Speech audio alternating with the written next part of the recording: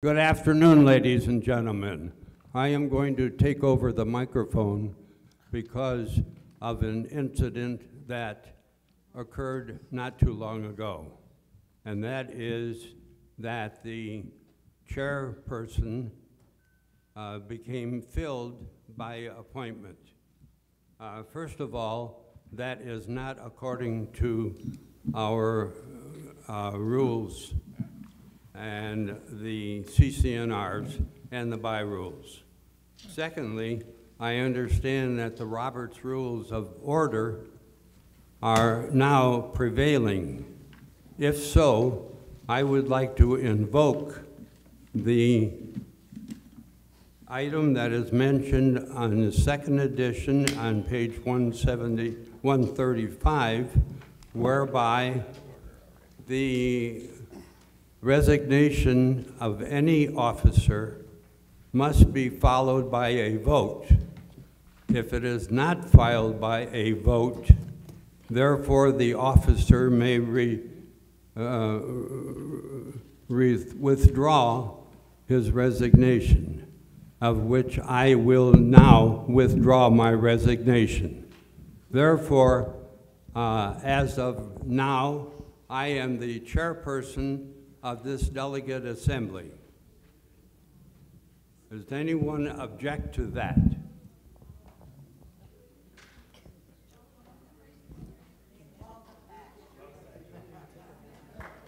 Okay.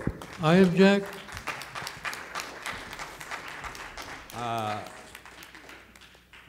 The item on the agenda where it says that we will have an election of a vice chair. Mr. Precludes that. Formino, Yes. please. Who's talking? Howard. Yes, Howard. With your resignation, the way that Robert's Rules reads is that if the bylaws are silent on who will take over, then Robert's Rules, paragraph 4728, comes into effect, which says that automatically with your resignation... Doesn't say that. Unfortunately, it depends on what version you have. I have the most current version, and it is in my version. I have the second version. Yeah, but I'm on the 12th version, Well, Mr. Firmino. That's the reprint. And It's I not have a the second reprint. It has been version. updated several times. Howard, I'm not going to argue with you. I have the second version. I have this in writing because it says here, and I will paraphrase, that without a vote, the resignation can be withdrawn. You have it in writing from whom? There was no vote, so therefore, now, the founding documents do not say anything about when the election is to be taken. So therefore, I am withdrawing my resignation and will prevail as chairperson of the I think if District you Delegate withdraw your Assembly resignation, that has to be voted on. Until my term is up, which will be at election time in April. You're Okay. making an assumption that I do not agree with. Dolores, do you agree? I'm sorry, I can't hear you.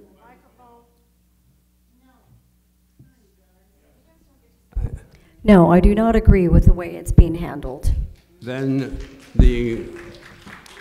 what you are saying is that the Roberts Rules do not prevail at this meeting. Pardon me? Parliamentarian just quoted the Roberts Rules. Well, I'm sorry. My resignation was not in writing, it was verbal. And it was verbal to the, go ahead. What brings this up? Okay. We, at our last meeting, I believe, we said that we would keep the chair vacant because we only have 2 months. And that Dolores would continue as vice chair going forward. Okay. Well, obviously, what our vice chair did was to assume the chairperson, which is illegal, according to the state of California. Have to remember, I'll give you a quick history. You have to remember that in 1987, the plan for our complex at Sun Lakes Country Club was submitted to the state of California.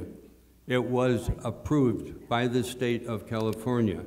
At that particular time, any and all of the rules that prevailed as governing rules prevailed, and to this day, they prevail. Therefore, anything that is done against the governing rules, then it is become a state offense. So no one can assume or set aside any of the rules and regulations of our CCNRs or our bylaws.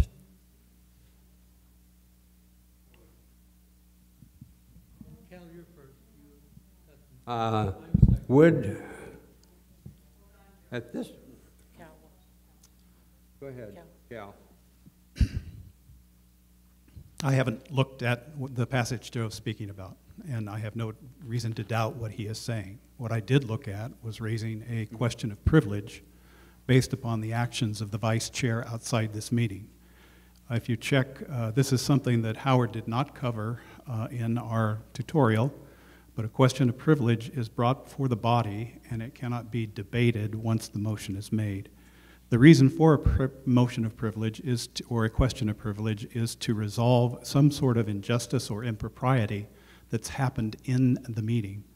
The question that I now raise to everyone is if we're going to let stand the fact that in this meeting, when we voted as a group to delay the appointment of the president or the chairman of this meeting for a few months until the regular election, and at which point the vice chair, after I explained to her her role would be to remain as the vice chair, said, and I quote, "works for me," but it didn't work for her very long, because about 3 days after that, we were to have a meeting to discuss how to run a meeting under Robert's Rules of Order. Dolores called me, and I thought that was the purpose of the call, but it turned out she called to tell me that I was not any longer the parliamentarian and that Howard would be taking over. Howard subsequently sent an email to everyone in this delegation claiming that Dolores was, and he provided some references in Robert's Rules of Order, which he has again submitted. I will tell you that there is not any organization in the world that puts officers in its chair by having the officer elected, self-appointed outside the meeting. The only thing that it matters at all is that happens of any consequence happens inside a meeting. It doesn't happen through emails outside the meeting. It doesn't happen through conversations outside the meeting. And those emails and conversations really do nothing other than stir the pot for a lot of animosity and a lot of mistrust. And if Dolores truly felt that she was being maligned by not being able to have the chair, she should have come back to the next meeting, this one, and said that she had a question of privilege and made her case. That is not what happened. If you check the minutes from the last meeting, you will see that it is recorded exactly as I told you, and that Dolores would remain the chair until the next meeting. And in our bylaws, it states that we vote for the chair. Since this seems to be some point of confusion, and the vice chair has decided that she's going to go outside the meeting to appoint herself as the chair, and then appoint a parliamentarian, and then engage in an outside meeting with another party representing herself as the chairman of this, she does a disservice to this entire assembly. She actually is demeaning your influence, your work, and most of all, she's trying to take your vote and withdraw it. And all of that is completely and totally inappropriate. And that is why I raise a question of privilege, saying that everyone who made that vote is now no longer able to stand behind the vote that they made. And I, therefore, am going to enter for your consideration, and this motion cannot be debated, that we affirm our January vote to keep the chair of the Assembly open until the April election and avoid any future misunderstanding by creating a standing rule. And the standing rule is that should the position of the chair for any reason become vacant, the vice chair does not ascend to the position of the chair. An election shall be held at the next meeting of the delegates to elect a new chair. And that is the motion. If we pass this motion, then everything will be as it was at the last meeting, and we will go on. What's that? Oh. No, the chair should call for the vote at this moment in time. A call for the vote. The option is that we will have an election now for the balance of the year. No. The motion is that we will create a standing rule that says there is no ascendancy by the vice chair to the chair should the chair become vacant for any reason. And to affirm our vote of last January that there will be no one in the office of the chair until the next regular election. That's the motion. Okay, that's the motion. All those that say aye, raise your hand so they can be counted. Would our two executives count the vote, please?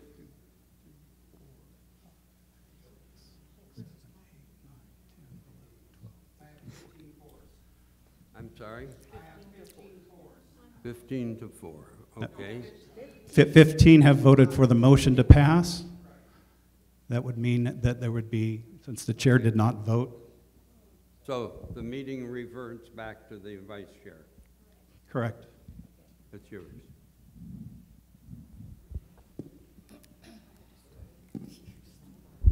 Okay, we get ready to get started.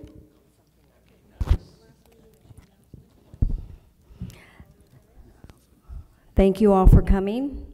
It's unfortunate that you have to witness this stuff that goes on in here, but it is what it is, and we'll get past it if we can call this meeting to order and do the Pledge of Allegiance.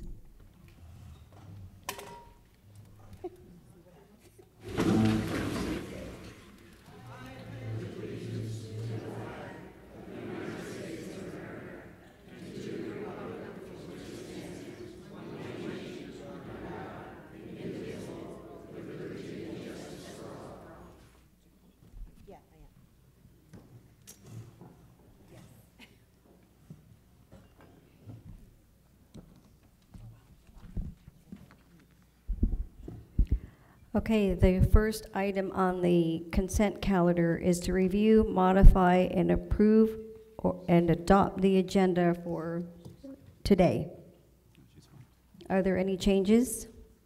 I have changes. Cal Martin District 21. I submitted 2 motions for new business which do not appear on here, and I would like them heard. If the delegation would like me to review what those motions are before you vote on whether they should be included in the agenda, I will do so at this time. Okay, for your information, and I will pass these out as well. There are 2 motions I'd like to put before the delegation, the Assembly. The first motion is to have a modification. It would be a standing rule, again, that we're creating. A modification that we will nominate for officers of the Assembly in the month prior to the election. And the purpose for this is pretty simple. A lot of us don't know each other. We don't know what the candidates are trying to bring to the Assembly or accomplish, and it just gives us some time to talk about who we are, what we want, and give you information to make a better and informed decision. Historically, elections in the Assembly have been nominated and voted on during the same meeting, and there is no candidate statement and there is no information exchanged. It simply becomes closer to a popularity contest than a serious election. So again, the motion that I have before you, you can read. Basically, it simply said that we will nominate officers for the delegate assembly in the meeting that happens the month prior to the election. Then, I second that motion. yes, now you discuss it. But it's not ready for this. This just goes into the agenda. I'm sorry, yelling. This is not time for discussion. This would now be included in the agenda under new business, this motion. And I will, since you've all heard it, you now have a copy of it, won't take much time. We can start discussion then. I will tell you that my second motion is somewhat similar, and it is related to master board elections. We have historically had the master board candidate forum, which is a good thing. In fact, there's discussion about it to be held today. The master board forum, I believe, should be supplemented by a questionnaire that we should create. We should create a small committee to come up with maybe a half dozen concise and revealing questions to give to each of the candidates independently. They would answer those questions, they would send them back, and then the answers to those questions would be published in Lifestyles and also be available wherever candidate information is laid about the community. There's always campaign flyers, this is who I am. These would be answers to the questions outside the candidate forum. And again, I do this only because the candidate forum is limited in time and subject, and this is just another way for all of the residents of Sun Lakes to know more about the people that are running for master board and have a more informed election. That's the extent of that motion. Now, the question that you would have to ask now is, do you want this included in the new business for today's agenda? And I'll need a second. Discussion? Not yet. Okay, this then would be included in new business when we get to that. And I turn the meeting back over to the chair. There has to be a discussion. Question is there any more adjustments or changes that you want to make to the agenda? I don't believe that you can change one of our founding documents by an election of this committee or this assembly. And that's exactly what you are doing. You're saying that the assembly vote of officers should take prior to the election, and that is not available. Are we talking about the nominations for delegate assembly? Joe? Is there your question regarding the nominations for the delegate assembly? Yes. Okay. And is it the date there that is confusing, or is it the process? First of all, there is no setup. There is no plan in the founding documents in regards to the nomination of officers for the assembly. Right? Correct. There is no plan at all. So, if you're going to amend a founding document, there is a procedure, and this is not the procedure. I am not suggesting that we amend a founding document. I am suggesting we create a standing rule. And a standing rule is just a rule by which we have chosen as assembly to operate. We can have a standing rule to operate in Portuguese if we choose to. I'm not suggesting that we do anything like that, but I'm trying to use it to illustrate that whatever we decide as a body we want to do as we conduct this meeting, as long as it does not conflict with, as Joe points out, the bylaws and the CCRs, then we can do that. And we can do that even if it is in conflict with Robert's Rules of Order.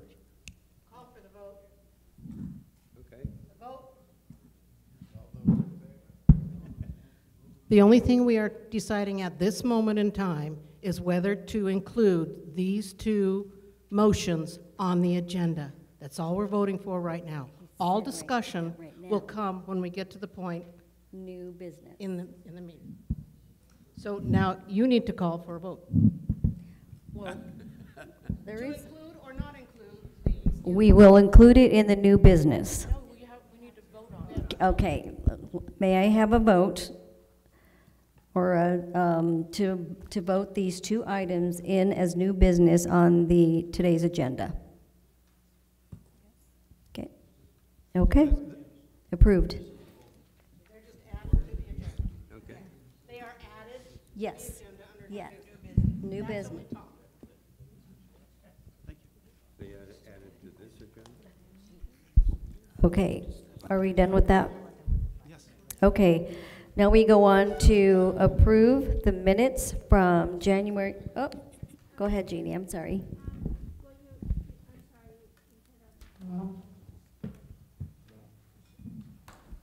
I just have a question about the agenda, and we've been talking about this, and where it says, under number 9, election of vice chair.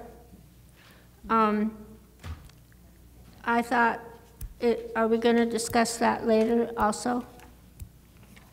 It's in the agenda, so that's why I'm asking now. Cal Martin, District 21. I think, Jeannie, under the action that has just happened, that would be null and void. Yeah. And it will not be a topic under new business. Correct. Okay. Unless the vice chair is resigning between now and then. Okay, that was my question. Because if it's going to be discussed, we should discuss the officer elections prior to the election of the vice chair. Well, isn't that what just Cal proposed? Yeah, and if it's a moot point, then it's a moot point, but it wasn't at the time I thought of it, so. And then you were bringing up the point about the minutes. I'll just mention my thing. And this is nothing personal. But it says under accept nominations and vote, Dolores Doherty will be vice chair until the April elections. That's what's in last month's minutes. Correct. So my question is, can we overrule that, what we voted on last time? Is that what we're going to be maybe doing? No. Because when she writes things, sometimes she calls herself chair, sometimes it's vice chair, and if she's the vice chair now, or anyone who would be doing this in the future, I think their title should be consistent until everything changes. And that was, as far as the minutes go, I thought we needed to adhere to that. I was under the impression we should adhere to that until a new election happens. So, that's all. Anything else? Okay, if we can, if I can get an approval of the January 4th minutes, can I get the minutes?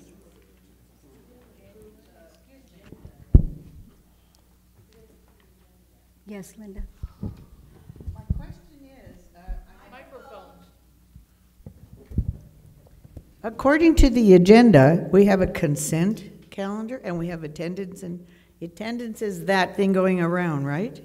And determination of quorum. Yeah. I see these, the item 3 and 4 as something that is placed on us to follow.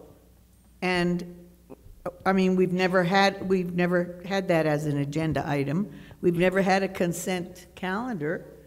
We've never had it in that form, and I think that form, I don't know whether it comes from Robert's rules or whether it's just that we're following a new pattern because that's the way OPA wanted us to or something. No. Cal Martin, District 21. Yeah, OPA has zero to do with this. Believe me, nothing. These items have been placed here because it is a standard agenda from Robert's Rules of Order Yes. for all organizations. And it's not a bad thing to know that we have a quorum, because if we don't have a quorum, we might as well go home, unless we want to talk about something different. How did we determine a quorum? You can determine it visually, and I can see everybody is represented here. Certainly have a. Yeah. It's just a majority, Linda. Okay. According to the agenda, we're up to review, modify, approve, adopt the agenda. Is that correct? Yes. Use your microphone. Kate Reed, District Delegate 20. It is important to note in the minutes that we have a quorum, whatever that is, and that is determined by the number of delegates present, and it is presented by the parliamentarian. Okay.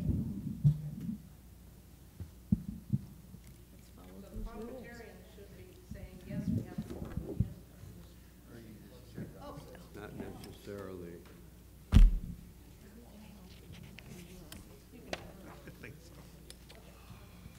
So yes, we have a quorum. Yes, Uh, I can see that.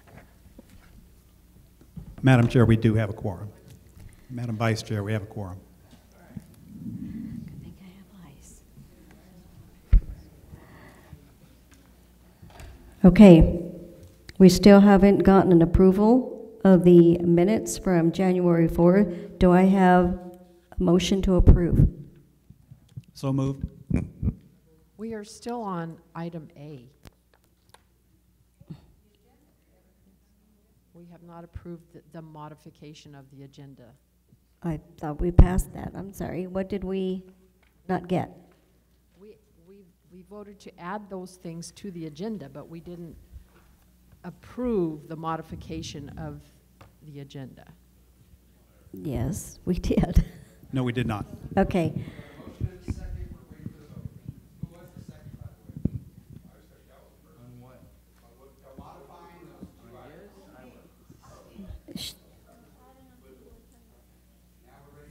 You did.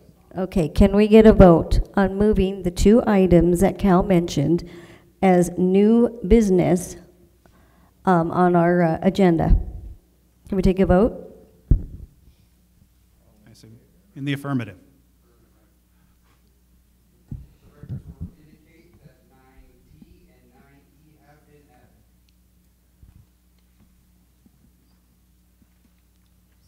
Yes, and now we need to vote to modify and to approve both the agenda and the meetings minutes from the last meeting, as amended. I have a question about the agenda. Hi, I have a question about the agenda because I think Mary Tierney should be Marcy Tierney, is that correct? Okay, that's all. She's not here anyway. Someone else is going to be speaking on her behalf. Okay, Okay. so does it need to be corrected? And what does it need to be corrected to? Marcy. Oh, that's right, of course.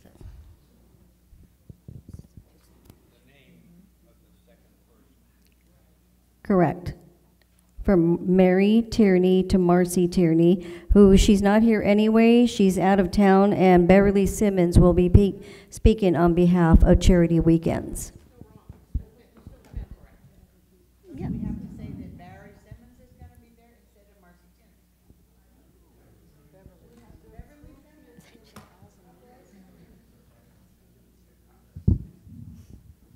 So, excuse me, if we're approving the minutes of the previous meeting, we would, under new business, election of vice chair would be removed because we voted on it prior to. So I make a motion that agenda item under new business be removed. We just said that. I second. We just said that. Dolores, you should call the vote. Okay, can I get a vote Please. on removing from new business the election of a vice chair? Dolores, it would be helpful if you specified whether it was in favor or not, all in favor. And I'm sorry, it would what? be helpful if, when we voted, you specified if we were voting for by saying all in favor. All in favor? Any opposed? Okay, approved. No.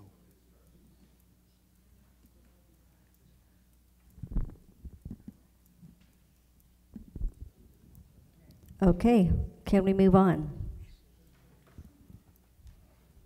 Well, we still have to actually approve it. We haven't done that. So I thought we you- just did that. No, we actually removed number 9A was the last vote.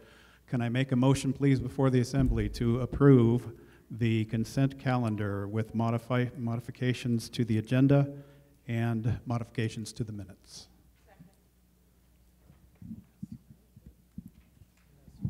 Okay. All in favor? Aye. Approved. All opposed?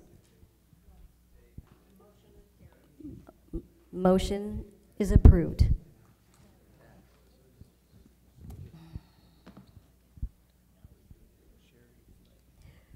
Okay, now, next up, our guest speakers. Sherry Flynn is not able to be here because she has 2 city council obligations. So next up will be Beverly in place of Marcy Tierney for Charity Weekends.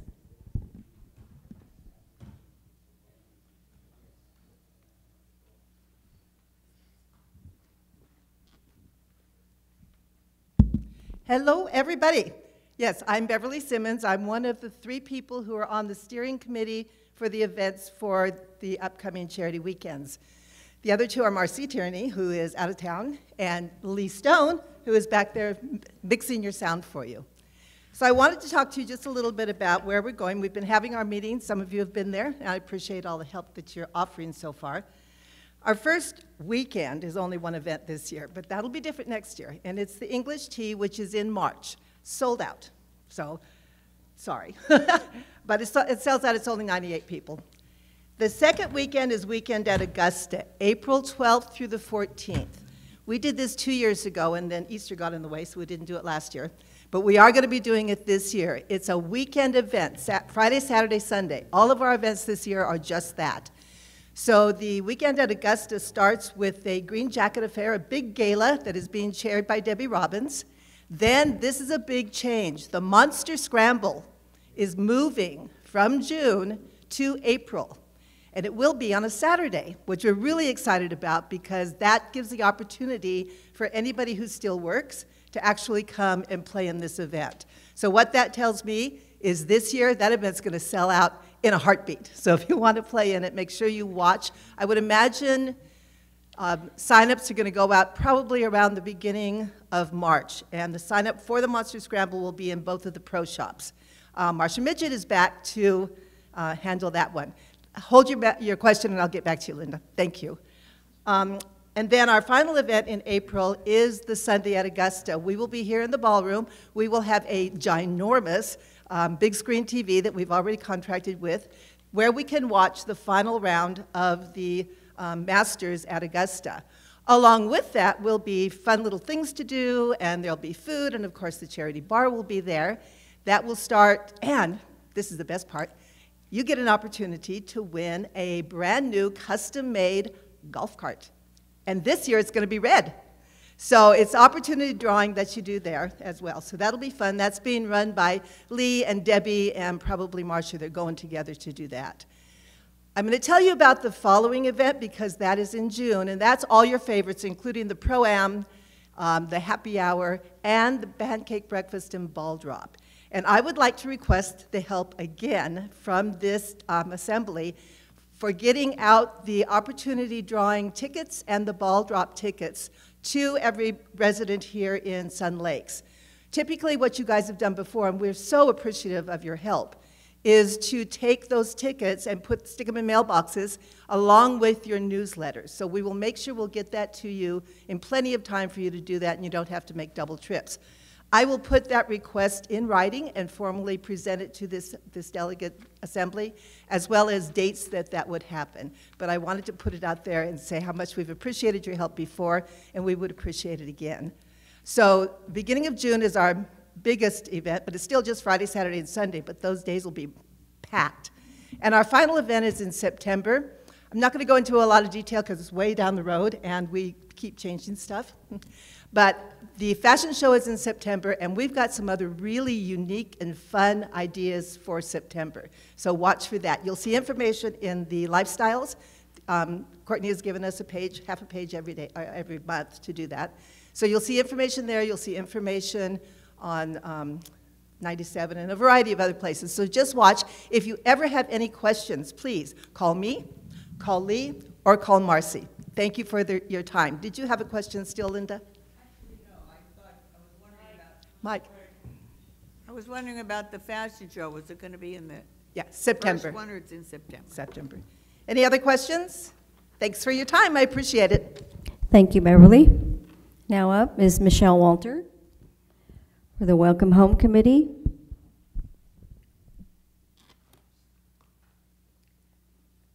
Good afternoon, delegates.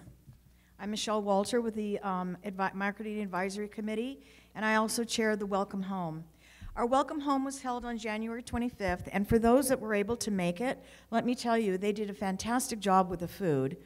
I know that Patty was there, and Ann was there, and the food was absolutely delicious. They went out of their way to really accommodate us, and I do thank them. So I wanted to let you know that there were 45 new homeowners who participated, and we asked each homeowner how they came about here. And it was really interesting, and it was no surprise that most of them were referred by their friends and family who love Sun Lakes. So that was good to hear. Our next Welcome Home is going to be on April 25th. And what I would really like to remind the delegates is to please call your people like maybe a day ahead of time. I know it's a lot of work, but you only have a couple of them. I know one, I think, Patty, did you have 7? I think you had 7 new homeowners? I have a new one to come in April. Okay. So what I would really like for you to do is to make sure you call them ahead of time. We had several that didn't show up, and unfortunately, we do have to pay for those. So I would just kindly remind you to make sure that you talk to your people ahead of time, remind them to show up. And then I just want to give you some stats on our homes. Active or coming soon as of February 1st, there are 25 homes, prices from $359 to $560. 2 condos, prices from $308 to $399. In escrow as of today are 10 homes and 14 condos. I was kind of shocked at that. And then closed escrows as of January 31st, 7 homes with an average price of $419,700 and 1 condo for the price of $308. So again, I want to remind you our next Welcome Home is on April 25th. Yes, Linda? I had 2 couples who were unable to attend. Can I invite them to the next one? Absolutely, absolutely. Whoever has not been invited in the past, please invite them. We've got some fun things that we're giving away to them too. So, yes, Jim. Thank you, Michelle. Jim Nickel, District 3. Are we going to continue with the plated service? Because the service was excellent, the quality of food. It was I think so. Excellent presentation. It was very nice. I'm hoping that Thomas is going to. So. Yes, I got a lot of compliments. I even got some emails from people that just really enjoyed the food and enjoyed talking to one another. And so, yes. And we kept the talking down to 3 minutes, which was a real plus. So that worked out great as well. Great. We weren't there all night, so good job on that. Thank you. Thank you. Thank you. Anything else? Thank you. Thank you, Michelle. Next, Candace Jenkins with EPAP.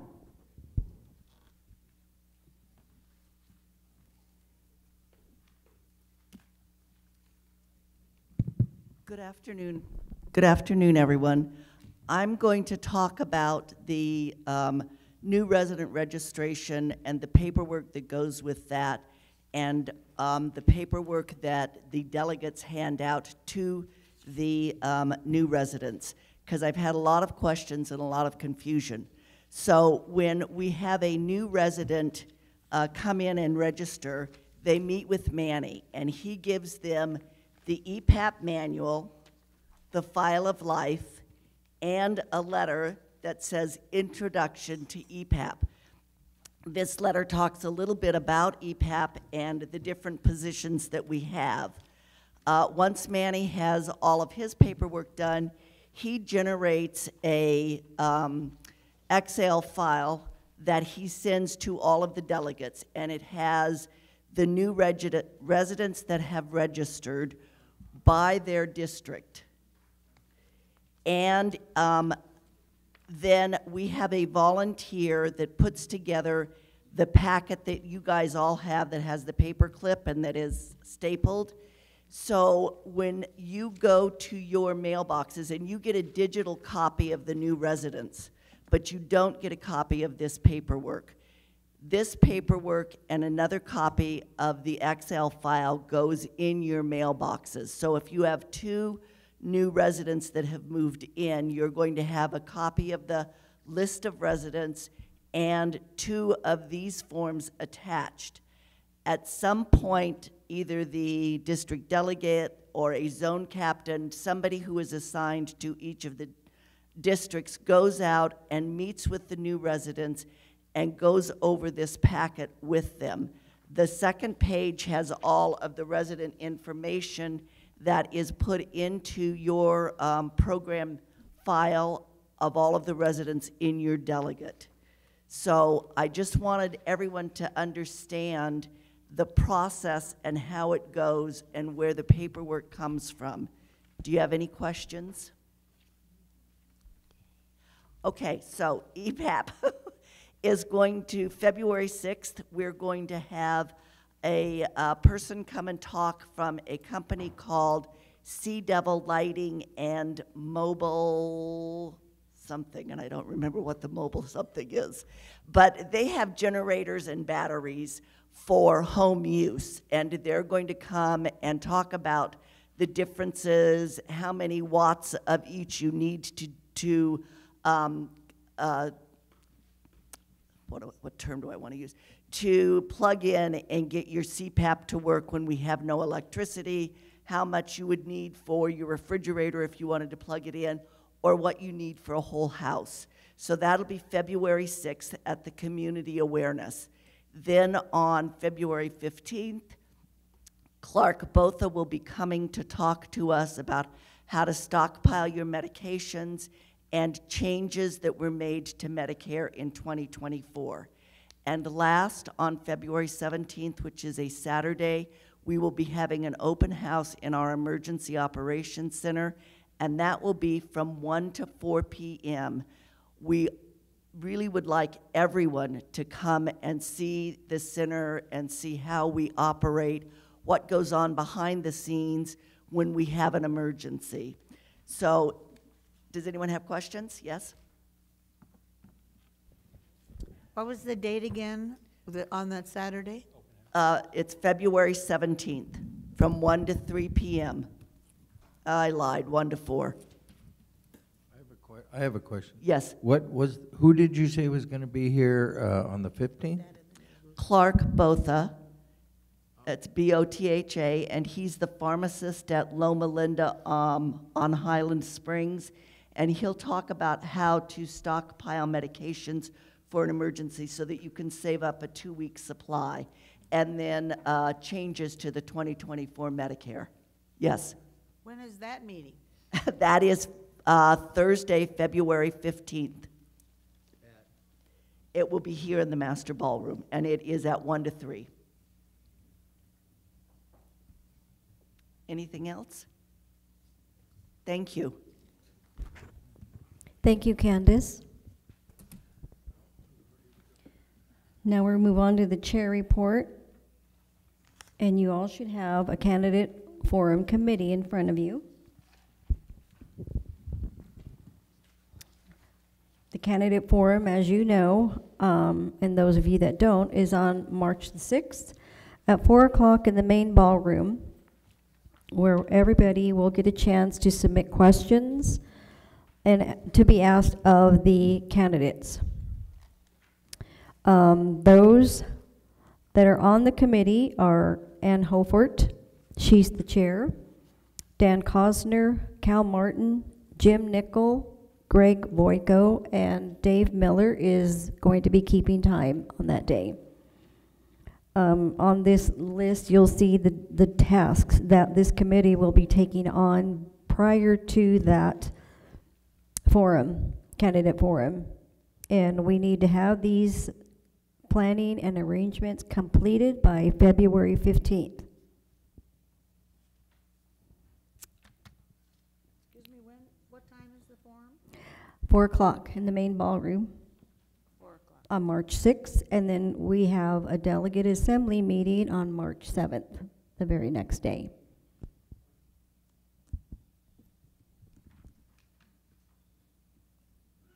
Okay, now we move on to the other reports. Reports for the master board.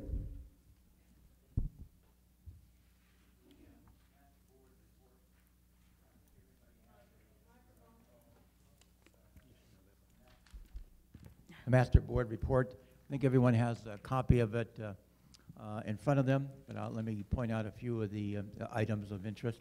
The restaurant and lounge losses for the year 2023 were $374,000 over budget, while the golf operations were under budget, $474,000 for the same year. The overall annual budget was $251,000 under budget. This is the second year in a row that we have been under budget. So if you hear any rumors that you know, we're in trouble, we're going bankrupt, it's not true. You know, the numbers are the numbers. The lounge expansion is still in the planning stages.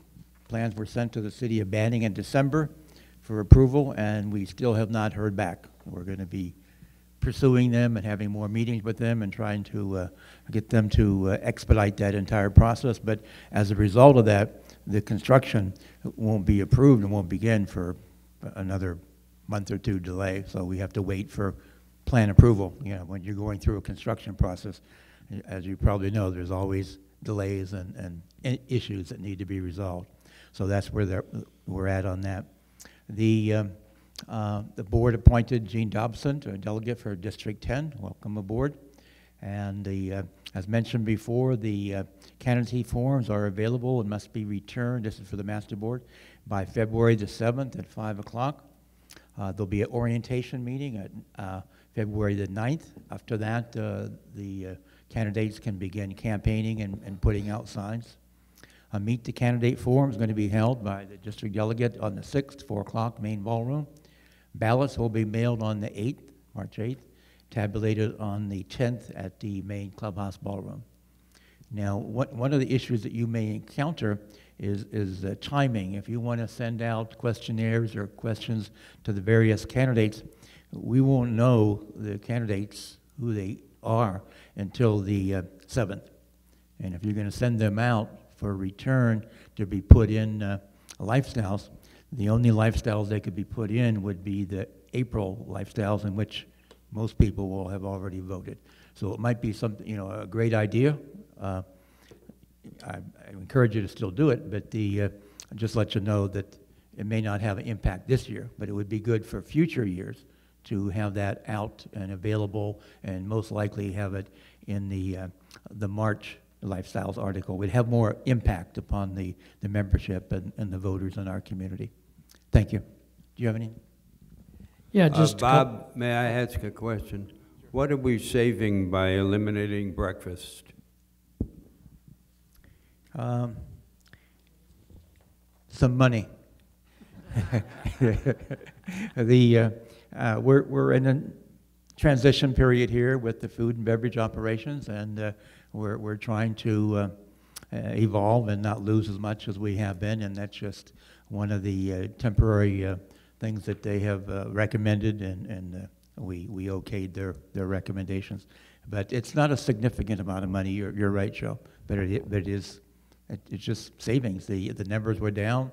We had a lot of staff, and no one was coming in, so they're trying to change the makeup of the whole food and beverage operations. Try to make it less losses in those areas. Yes.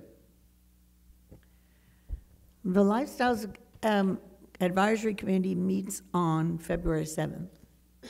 If the candidates can Well, you're going to mail them out to them, or you're going to give them to them after the 7th.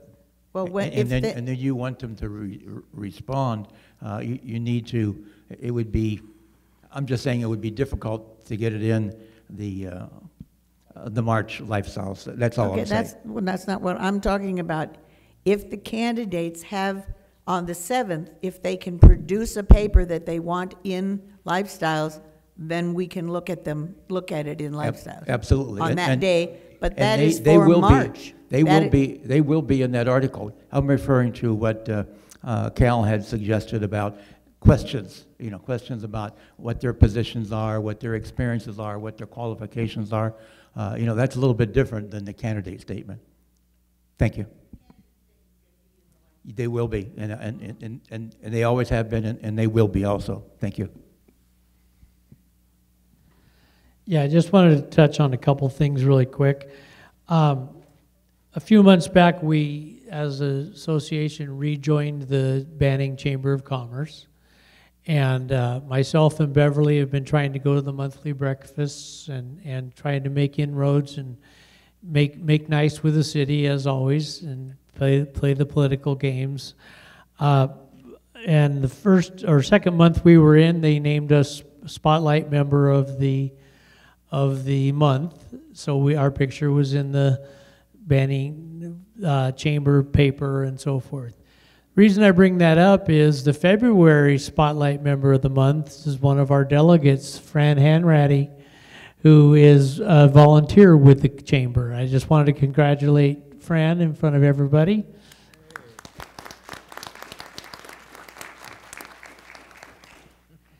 And lastly, this is separate from the board stuff, but since I've got the microphone, I'm going to go ahead and do it right now. Many of you know the Banning Point issue came up. It was supposed to be a hearing yesterday at 1:30. At 10:30 a.m., we got notice from the judge that it was continued, i.e. delayed once again. And I just got an email, and I'm double checking the date before I say it. The new hearing date is March 13th at 1:30 p.m. So that's what's happening with the Banning Point stuff. So that's all I've got.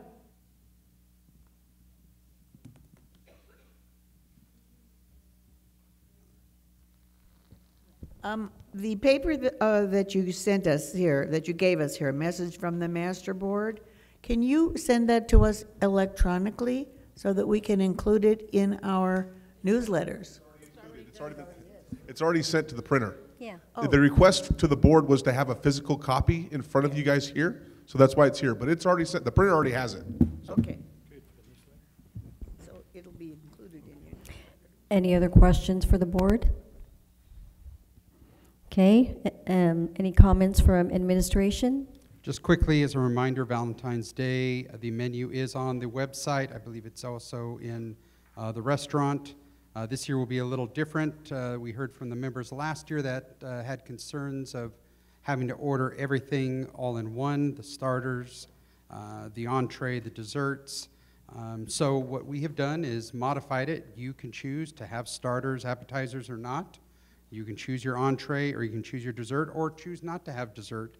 It's been broken down, and that menu is on the website as well. And then we will be giving more information for the St. Patrick's Day buffet. There is a placeholder on the club calendar on the website, and as well as the Easter buffet. As a reminder, Easter is the 31st of March. It's moving forward for this year, and so we will have a buffet, an Easter buffet on the 31st. There's a placeholder on the calendar. More information will be coming on pricing on that and the options. We're working with the team on that right now. That completes my report. Is there anything, Jason, you have? No. Okay. Thank you. Any questions for administration? Nope. Okay, district delegate reports. We'll start with Howard.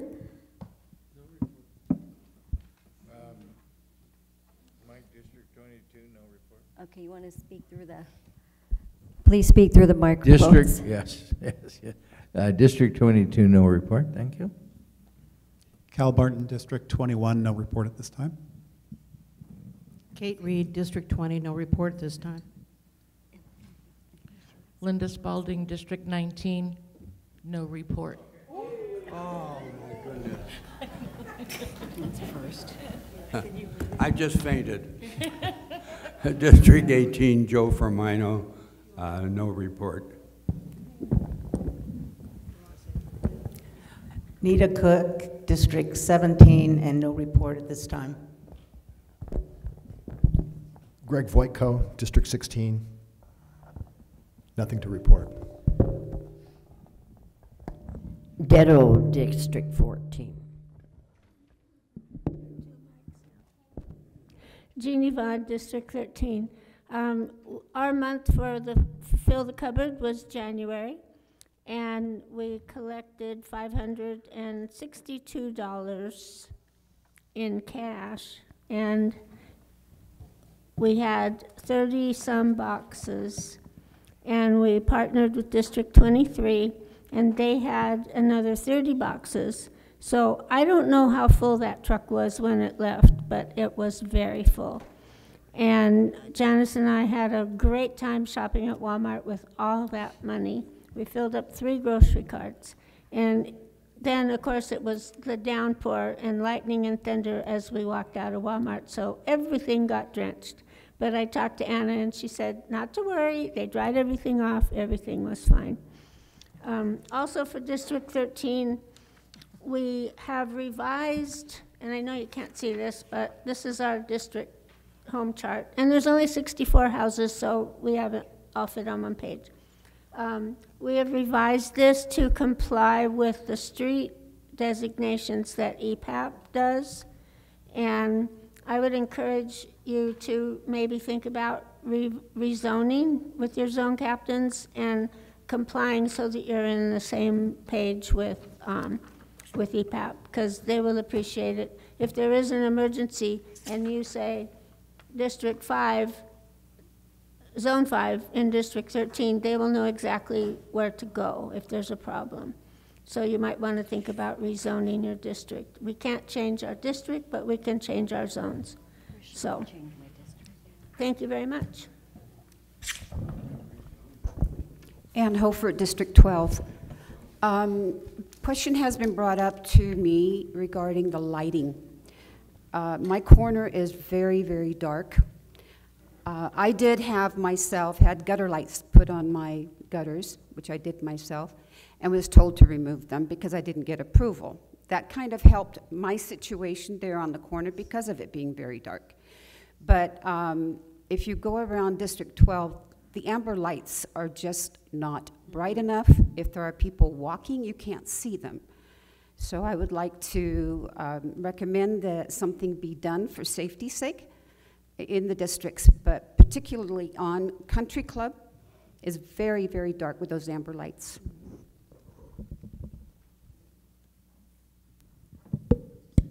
I believe we're having a safety assessment of that issue where they're going to go around in all the districts and determine what needs to be improved and replaced.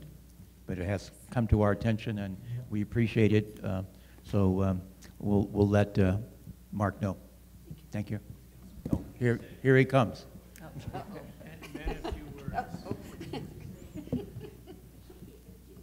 Hello, everyone. This is Mark. Real quick, Ann, the amber lighting, the issue that we're going to have going forward, changing them to either cool white or bright white, will be the neighbor responses to the light within the homes. So we fight that battle each and every day. We'll put up the lights, then we're asked to black out panels, and it goes back and forth. So overall, the ambers, and like I said, it'll be addressed, and once again, it can be a board decision. But for now, they will stay amber until we're told otherwise. Okay? Thank you. And adding lighting is something that's always doable as well. But all right, thank you. Mark, can you tell us if the lights are currently LED? They are not. They are not? No. Some are, some aren't? Is there a cost savings? 3 districts are, so. Okay. We started it probably 7, 8 years ago, 10 years ago. We started doing some, and then it was put back, but they are not all currently known. Thank you. Thank you. Yes. Thank you, Mark. Jim Nickel, District 3. I brought up some weeks ago about the 12 accent lights that are out on the trees along Sun Lakes Boulevard. It's completely pitch black right up to the main gate. That's correct. They still are. And they're fixtures, actual fixtures. So I talked to Jason. Perhaps it's an electrical issue. Have you got any insight on that, please? Yeah, the electricians will be out on Tuesday at the Wonderful. earliest. So It blackens out the sidewalk, and I have a lot of single ladies that have been complaining to me how terribly dark and unsafe it is, so I appreciate the effort. we're aware of it, and like I Thank you. said, the biggest thing in this day and age is trying to get contractors to respond in a timely manner, and they're just not available at this time. So as soon as they've been asked. Thank you. Thank you all. Yes. My question is about the stop signs. I thought they were all going to be replaced, and nothing was done in District 1. We have a couple stop signs that are like this tall. Okay, we did an initial order for the board's request. There are some to be completed, and like I said, the board will make that decision going forward, whether we want to do another 150 or not. But at this time, that first order was satisfied. Please let us know the location. Mark? Request, and we Palma will, Valley. and we will deal with it. No, just send in a It's not for notification if you don't mind. Okay. I have nothing further Message for to Mark. management. Thank you. Oh, Mark, yes, I just wanted to say thank you. I went outside and your technicians were replacing the light in front of my house on Glen Abbey and Bay Hill. And I spoke with them, and they said that they were taking care of 5 lights in that area. And I say thank you very much, and thank you to your staff. Did you all hear that? Thank you very much. I appreciate it. I would like to add to my report as well. This past week, I received a call from a resident in District 8. I'm in District 12, but she had a flyer of mine with my name on it. There was an issue of dogs off leash or dogs with long leashes. And this needs to be addressed, and it needs to be addressed by each delegate in your newsletter to please remind people that there is a leash law. The lady that happened to be walking is not her sight is going, and she has a guide dog. And evidently, the guide dog protects the person, but the other dogs that go after the guide dog.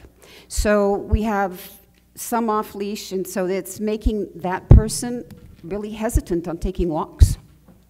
It's sad, but we have to be more conscious of people who don't own dogs if they're walking, that they're not going to get attacked by ones that are on or off leash, and they shouldn't be off leash. When that happens, please have them contact Securitas, because we are vigorously enforcing that. And we're writing them up, and we're trying to reduce that problem, but it is an ongoing problem.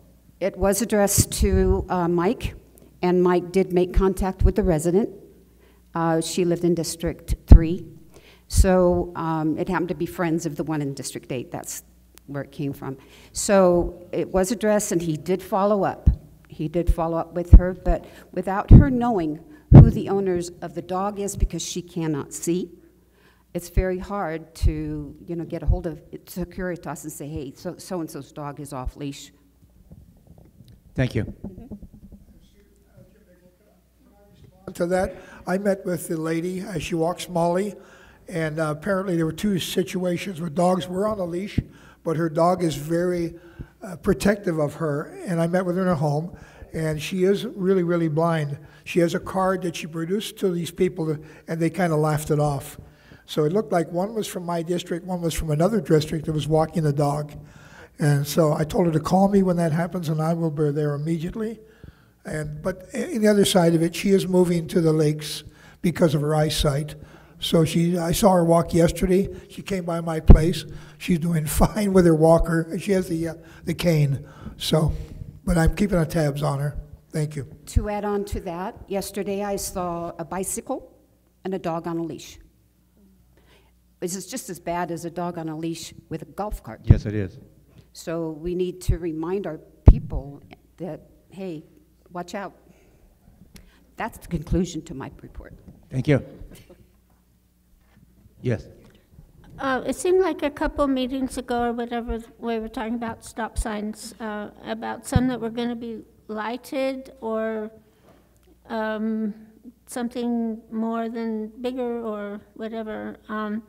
I could have not been here right now had it not been for Janice driving and hesitated at a stop sign we would have been T-boned on the corner of Pine Valley and Glen Eagles. And it was raining, and we were going to Walmart to buy our food for the food drive. And I was a passenger and coming out of Pine Valley, and a car came through the stop sign. And if she hadn't hesitated, because we both saw him coming and assumed he would stop there, but he didn't. He didn't look, he didn't slow, he just busted through there. And I would have been T-boned, I'd have been dead probably, unless he missed the car. But encourage everybody again about dogs and leashes. Pay attention to the stop signs, people. And if there's any way to put a speed bump on that stop sign, or that's a real bad intersection right there, because people are trying to hurry to get out Gate 5, and we've seen numerous misses there.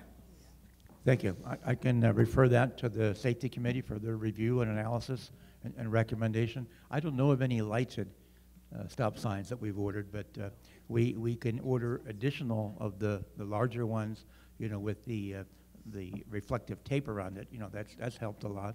And then installing, you know, some more stop signs in the community, I think also has helped slow down some of our traffic. If they're a vendor, you know, kind of report who it is, so, you know, we can kind of restrict them and their access to our community. Yeah, we were able to catch up to the person, and Janice got his license number and turned it into safety, so. Perfect. Thank you. Patty Lopez, District 11, no report. Go ahead, Jean. District 10, Jean Dobson, no report.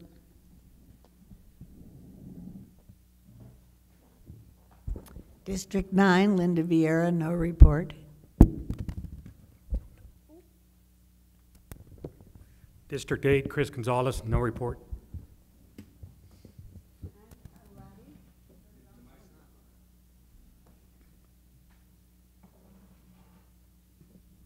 Fran Hanratty, District 7. One of my residents brought to my attention that some dog owners are not picking up after their pets when walking along Riviera. I would appreciate any helpful ideas from the board, any of my fellow delegates as to how to respond to these residents.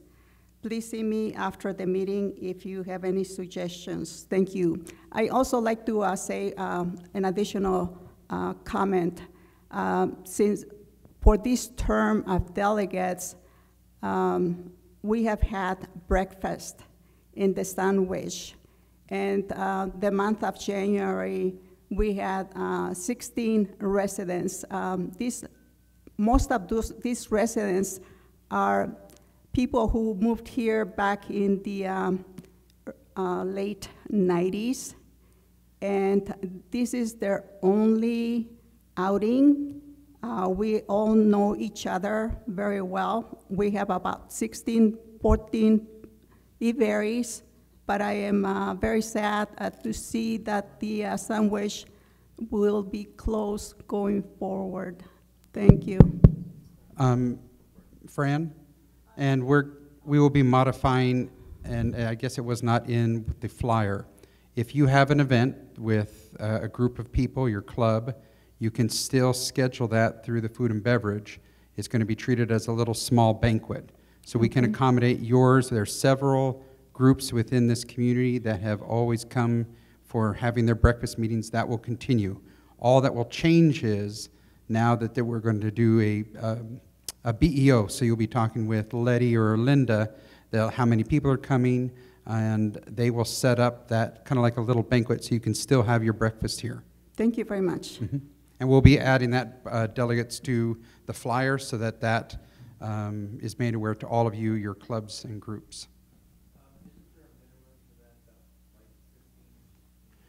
We were working on a minimum of 12 at that time. So, but Friends Group, I know because I've been invited to them, they meet that. They get up to 20, 25 sometimes. Can that include lunch too, as well as breakfast? Well, lunch will be open. So we're open at 11. We will be open, so you can come in if you want, and there will be breakfast items on the lunch menu, so you can have breakfast at 11. We'll be open. But if you have an event that you want to have, definitely we can work with Linda and Letty to create the banquet, and so that it's kind of secured that you'll be coming and where you're going to be sitting. Okay, when you say secure the banquet, are you talking about providing the food? No, I'm also for the space, so you might say, I would love to be at the 2 round tables in the back of the restaurant for my event. Great, I can cordon that off. Fran may say, hey, I always have mine in the restaurant. Is there a way you can cordon that off, and we'll be having these breakfast options? We will work with you, but they're going to be moving so that we can secure and know who's coming, how many are coming, and make sure that they're placed in the right spot. That secures us, because right now for breakfast, it's inconsistent, and that's one of the reasons that we've had to move to weekend breakfast only on Saturday and Sunday.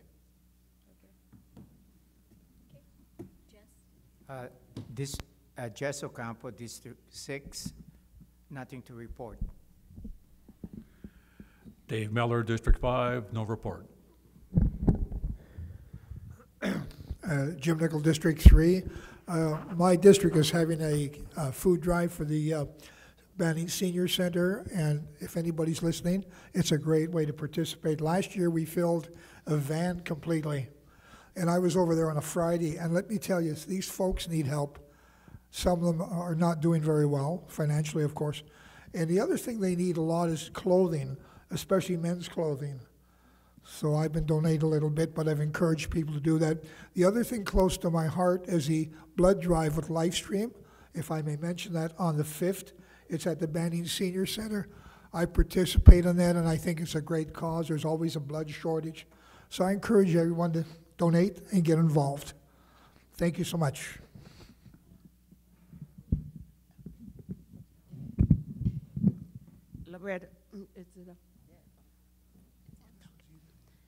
Loretta Couthard, no report. Barbara Elness, District 1.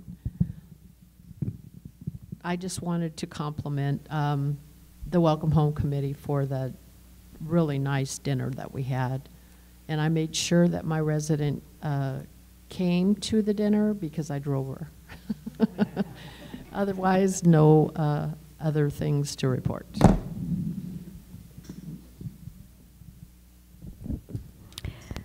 Okay, Dolores Doherty, District 4. I have no reports, so we will move on to unfinished business. Do we have any unfinished, Linda?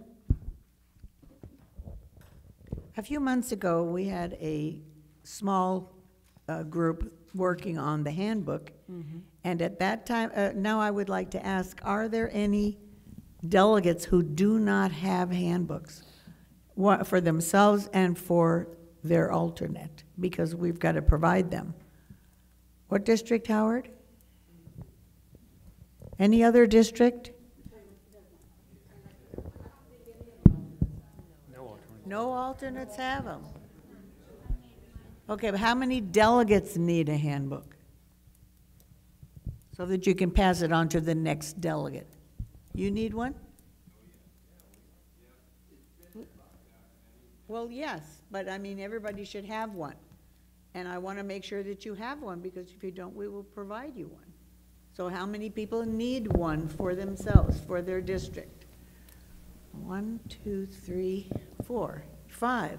Any others? Okay. Linda? No, there's no books for alternate. Well, we'll have to discuss that, because Linda? they never had one. Linda, Greg Voitko, District 16. Is it possible we can just post it on the website, and then we can go to the website and see what we have, see what we don't have in our current binders, and print what we need and ignore the rest? I don't know. What do you think, committee? Oh, that's a think great so. committee, a great idea. Why waste paper? Right, right. On what website?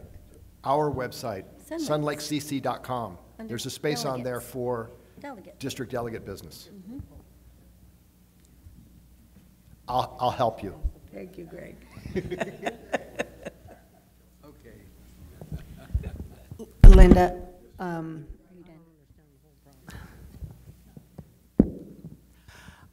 I need one for the alternate delegate. Well, all the alternates need one. Yeah, mine, I don't have one for her. Oh, no one does? Oh, sorry. Okay. Okay, any other unfinished business? But thank you for bringing that up, Linda, because I was wondering when we were going to complete that. Okay, now we'll move on to new business and discussion of officer elections.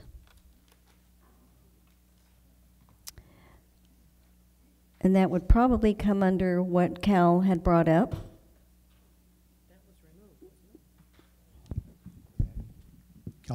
Cal Martin, District 21. I have one regarding elections, but I don't know why you put the one on there that you put. Pardon me? Is it the same thing? I'm sorry, what? I have one regarding both elections, but you also included one for discussion of officer elections, so. Okay, I thought you were talking about the elections for this group here. Yes, you do want to entertain that motion now? Then that would be, Well, it's under new business, and we decided to move it down there, so yes. it's item D is the issue. You need to, if you do not have content for point B, we should move to C on the agenda. Howard. Go ahead, Howard.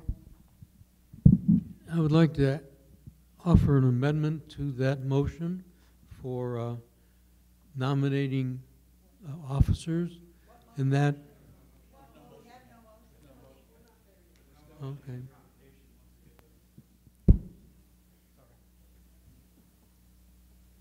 Okay. I think the question was, do we want to eliminate B from this agenda? There's no content? There's no content. Let's move on to item C, age verification. Okay. Okay. Now, Linda had brought up the age verification in an email, correct, Linda? If you want to talk about that? And that doesn't that happen in April? No, you should talk about it. Okay, so yes, we are completing the age verification forms. They will be coming out in March. They will be handed out to you guys here. So they are working on right now. What we have added this year, we have added in trying to obtain email addresses, so that has been listed on there, as well as an opt-out for communications from the association, as we legally have to do. So that is in hoping we get more email addresses from residents with this. So that will be coming out in March. You will see it then. So any questions? Yeah, it'll be in the lifestyles, yeah. Do you have any? Will the age verification form be included in the bag with the lifestyles again this time? That is the plan, yes. Not printed in the magazine itself? No. It will be separate? Right. Okay, thank you. That's good. They'll also be available here and in the administration office. Yeah, we picked up about 50 of them last time and passed them out, knocked on doors. Right. And we will need the delegates to help just like we do every 2 years. Yeah. So we will be talking more about that at the March meeting.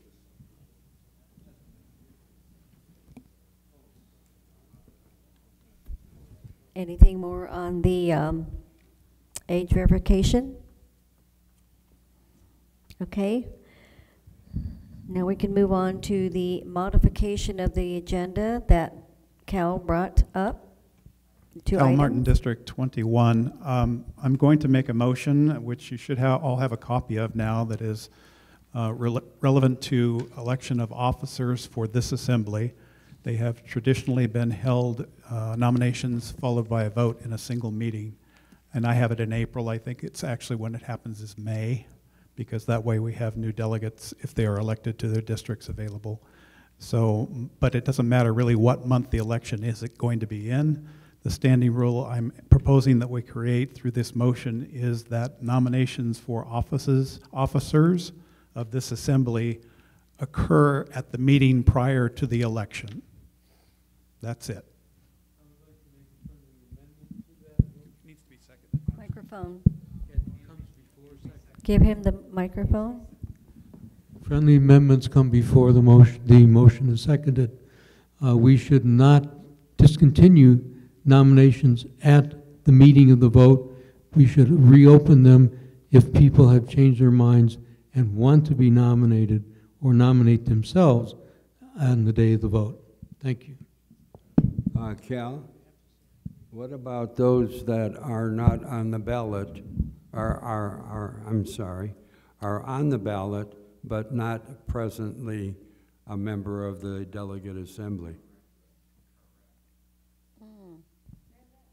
So your question is what happens in an election if we have somebody running that's not a delegate for an office? No. What happened? I understand what you're saying. Yeah, I got it. Me either. The question really is, I'm suggesting that we take the nominations of officers the month prior to the election of the officer, and we'd have to actually move our traditional election time out by 1 month to be able to accomplish that, because it is possible that someone got nominated for an office and then no longer is a district delegate a month later. So that's a very good catch, and we have the total power, if we so choose, to elect at any time of the year, I believe. We can move it a month if we want. Or we can just do this and see if it helps the process. I mean, that's kind of, I think, what Howard was indicating, is that if we reopen nominations the day of, then that would solve that problem as well for anybody that's coming on in new. I would suggest we have an election on election day. It only takes them 2 or 3 or 5 minutes. We are all assembled there. The new delegates, if there are any, would definitely be present. Therefore, you can have an election immediately after the official election.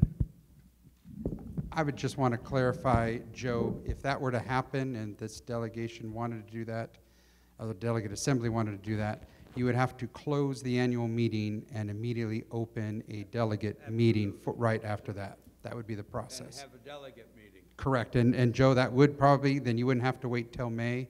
You just do it at that point. Or you nominate, and you can have nominations. Yeah, that's right. So what you're saying is in April, when we have the election, we will close the election and then go into a delegate meeting.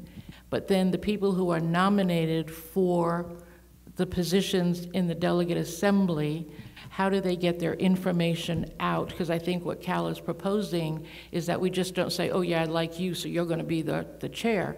But we need to know what the qualifications are for the people who want to be in that position.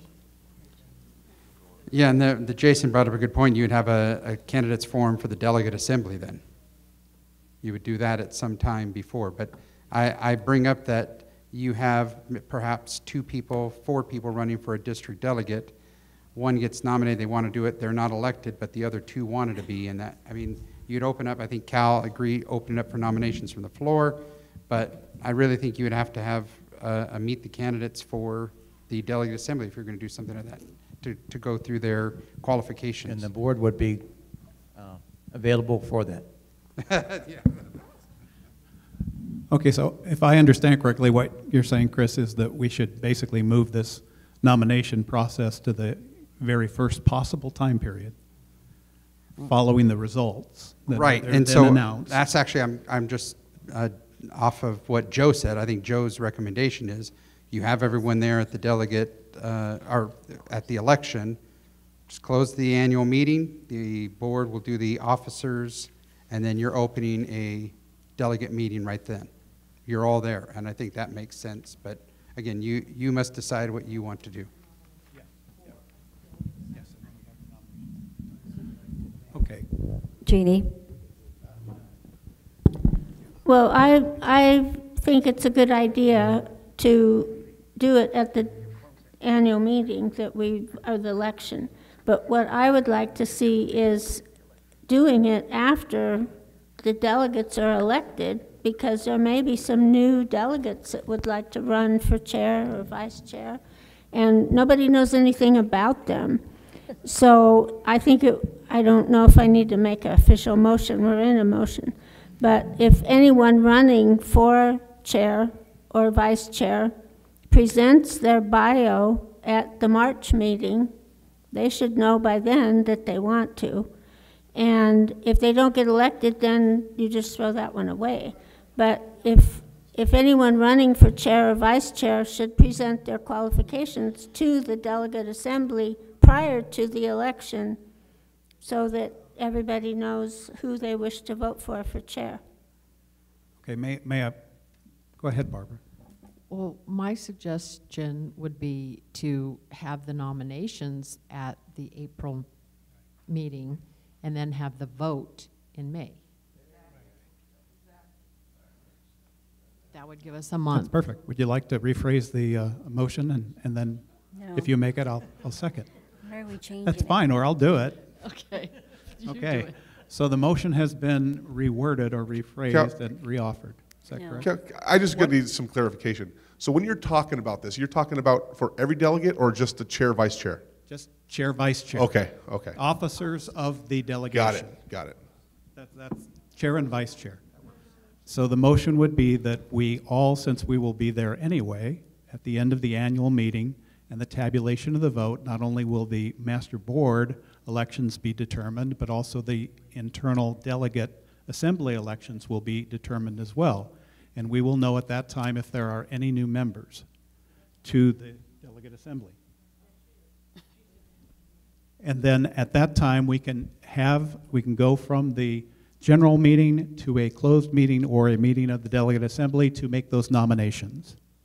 At that point, we will have 1 month before the next assembly meeting, and during that month, we can either hold get-togethers or candidate information session talks, whatever it is, with candidates so that you can become familiar with where they stand. Of the ones that are running for office. We've never done this before.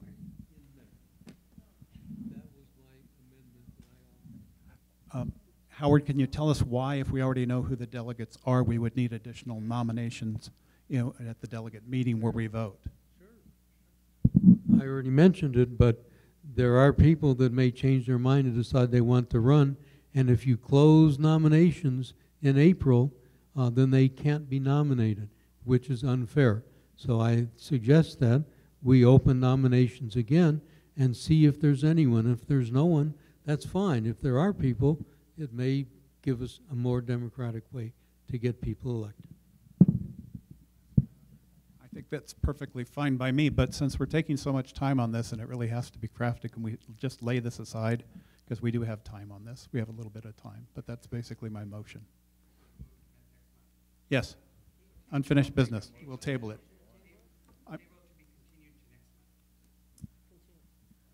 I move that we table this motion until our next meeting.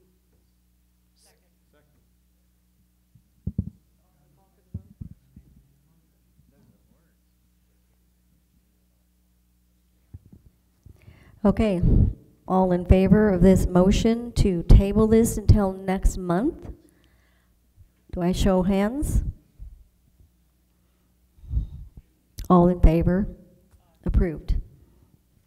Oppose? Okay. Okay. Closed. My seconded motion was regarding having a questionnaire for the master board. I understand the complication with trying to get it into the magazine. We could, however, try to do that this year and make sure that the results were published on the website and also with available printed candidate materials. So although we wouldn't have it in Lifestyles, probably because of the deadline, if you all would like to consider this motion to create a small committee to get 5 or 6 concise questions to have posed to each of the master board candidates, that information would then be publicly available after they respond wherever there are election materials and on the Sun Lakes website. So that's my motion, and would anybody, there's a second.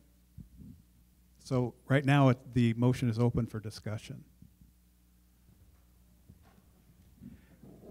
You know, with so many opportunities to collect information about the candidates out there already, the candidate statements in lifestyles, the forum, coffees, other events that the individual candidates might like to hold. Is it really necessary to do this? No. That's kind of the question before us. I mean, I just offer it as one more way to get to know the candidates better. And Okay, I say that you, the candidate you brought it forum- up, so I'm like, do we really need another way to do this? Communications have become a three-dimensional game of tic-tac-toe already. Do we need to complicate it more? I would say that in this case, it's you can make the best decision from having the most information. So you think there's at this point there's not enough information out there? I just make the motion. We really shouldn't have a back and forth on this. We could talk about it later, but in a meeting like this, it's supposed to be actually everything should be directed back to the chair. Okay. On So each have answer. you and I each had our two comments? And actually, yes, we're done. Yeah, maybe not me because I may have had to make the motion, but the way it really is supposed to work is comments are made back to the chair, and you can only comment one time before everyone else in the room has an opportunity to also make comment. So it kind of ends the back and forth, and that's not anything other than decorum. It just keeps things flowing in a different, but it's a different way to talk. I get it, and we'll kind of maybe ease into that as time goes by on Robert's Rules of Order. But it does help a meeting. It truly, truly does. Go ahead, Kate. Yes, Kate. Would we, as delegates, whatever,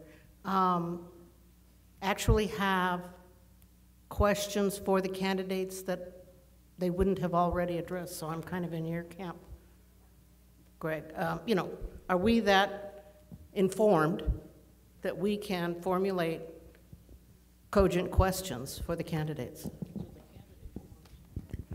Go ahead, Greg. Look at how actively involved we are in the candidate forum. I mean, that's sort of the big event to check out the candidates. The candidates forum is run by the delegate assembly.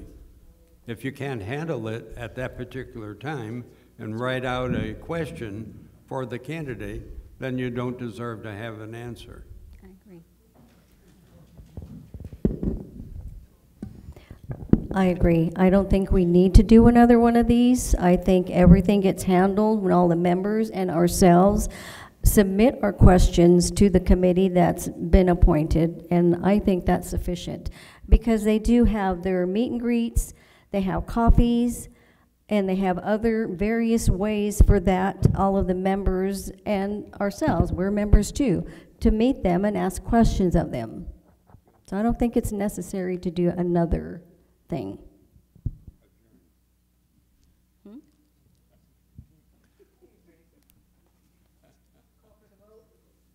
Okay. All of those in favor of leaving it, the procedure, the way it's always been handled.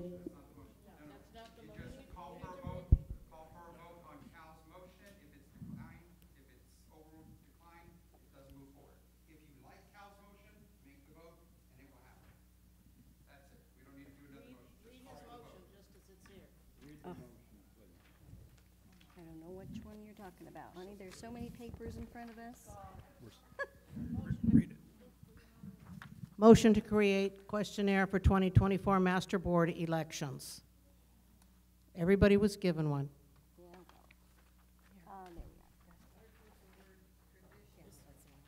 Okay.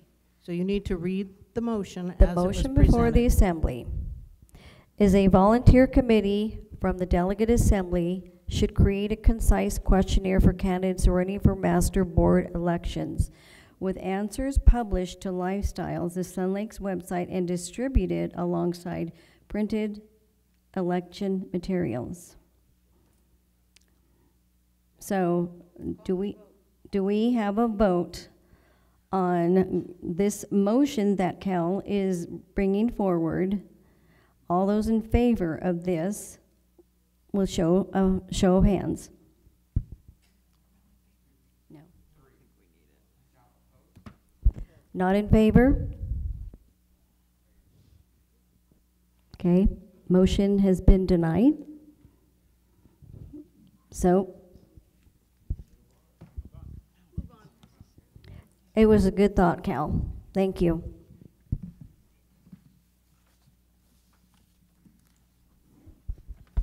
Okay, now we move on to member comments. Oh, sorry. Oh, you want to talk first? Nope. Okay. Okay. Things went by pretty quickly in this meeting. I have a couple questions. Randy, when is the new hearing date?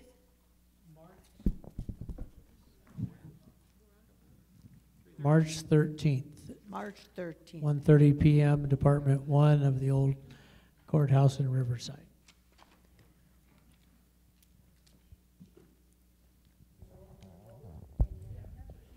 The question that came up was, is it open to the public? Yes, it is. It is a very small courtroom.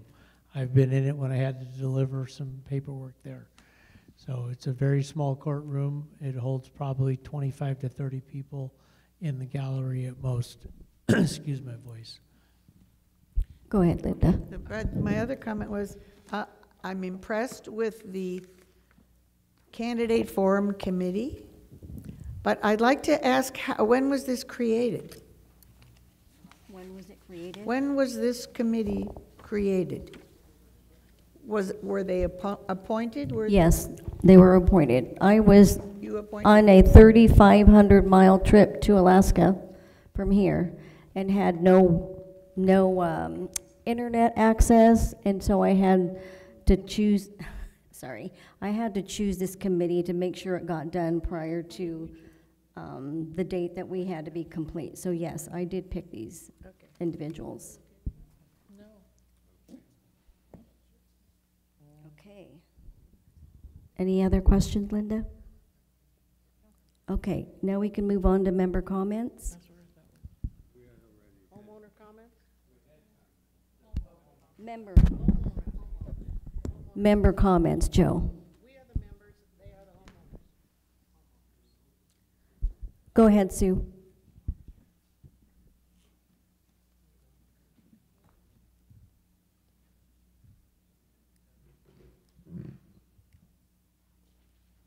Start timer, 3 minutes.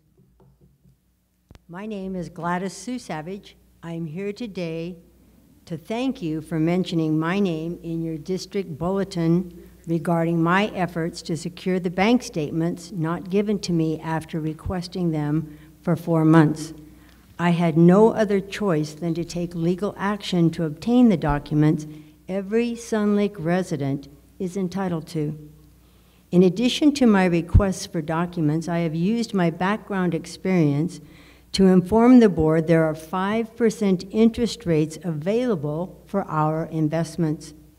The Did You Know section in this month's Lifestyle magazine, written by the board, talks about our investments. This article caught my eye due to my city treasurer background. Did You Know explains Sun Lakes has an investment policy with the objective to earn a total rate of return greater than 1 year certificate of deposits, otherwise known as CDs. Banks are currently offering over 5% interest on CDs. We all have seen CD ads. According to the Did You Know Lifestyle magazine, Sun Lake's investment policy, we should be earning over 5%. I email the board regularly explaining ways we could earn 5% every month. There is no response from the board or FSR. What do our bank statements say we earn? Today, I emailed each of you the December interest earned in each bank. When your residents ask you how much interest we are earning, you will have the actual bank numbers from each of the 7 banks we have money in. Looking at our December bank statements, we only earned 1% interest for December, not the going 5% paid by banks. That means we are not maximizing our income potential. We should be prospering on $14.9 million we have in the bank. Why are we only earning 1% when we potentially could be earning more than 5%? I thank you for listening. My name is Gladys Sue Savage. Thank you, Sue. Any other members have comments?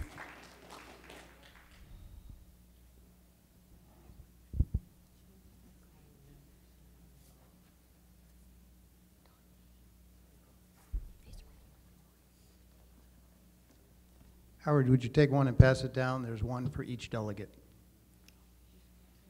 Sorry, each district. My name is Don Day.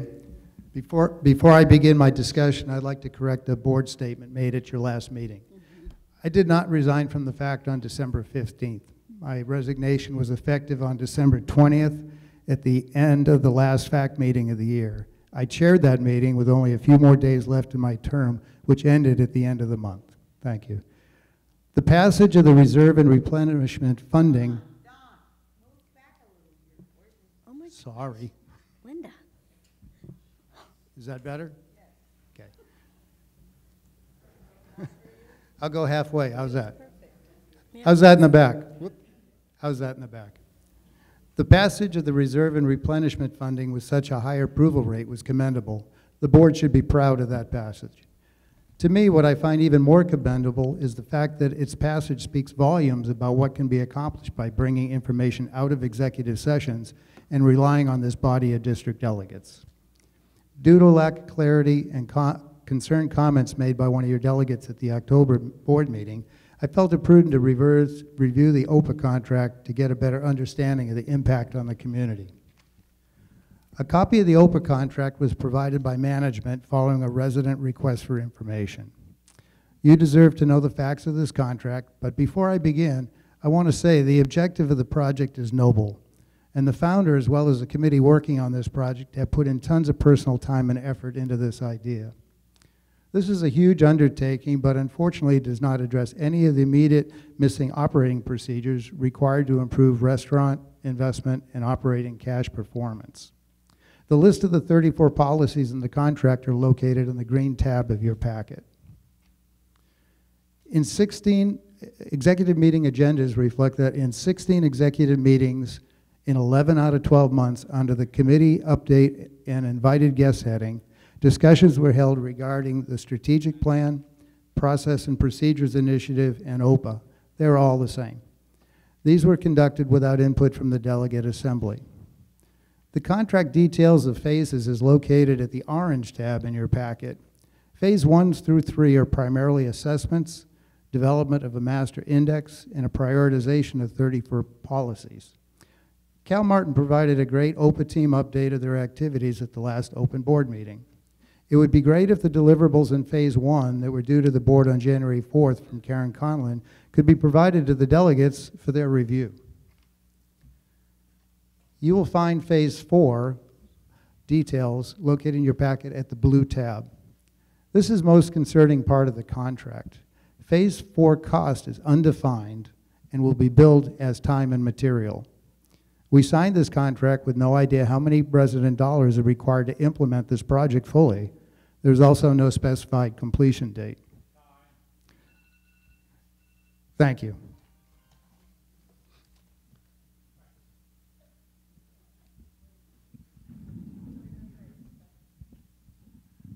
Can I make comment on Mr. Day's comments? While I appreciate your desire to, find the truth and get to the lowest, I think you have general concern for the community, and that's a good thing.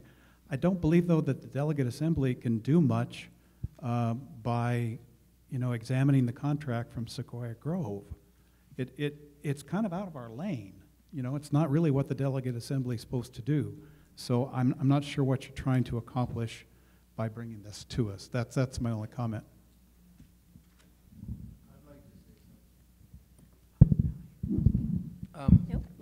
I disagree. I truly believe that the delegate assembly needs to get more involved with the board. Yes. Have committees and so forth. If the board's doing something, this delegation needs to know what they're doing and what they're buying, and they're remodeling a clubhouse. It would be important for us to know, at least the people in that, near that district. My personal opinion is that we've lost a bit of that for whatever reason. I've only been around a year or so. But I think we need to get that back. I think we need to be more informed, or not informed. We need to be brought up to speed and in on the decision-making as either a committee or a person designated for that reason. So I disagree, Cal.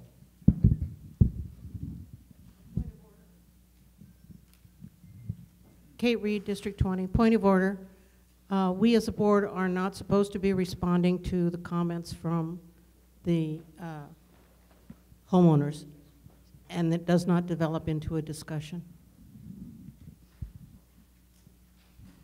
I was not looking for comments. I was just sharing information with the delegate because I felt from the last meeting that was attended by one of your members, there was concern that it was slipped by and it was not discussed with the group. So I wanted to make sure you had a copy of the contract for your review. It's entirely up to you what you'd like to do with that contract, but I'm offering it to you, and I want to thank everybody in this delegate for what they do for the community, because this is a very important assembly, and I think it needs to get a lot more support and attention. Thank you very much for everything you do. Thank you, Don. Any other member comments?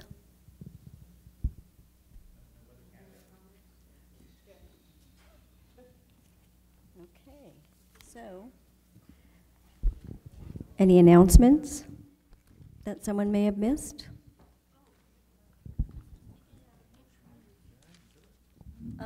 Jason, Jeannie's asking about the gift cards. Okay. I make a motion, we adjourn.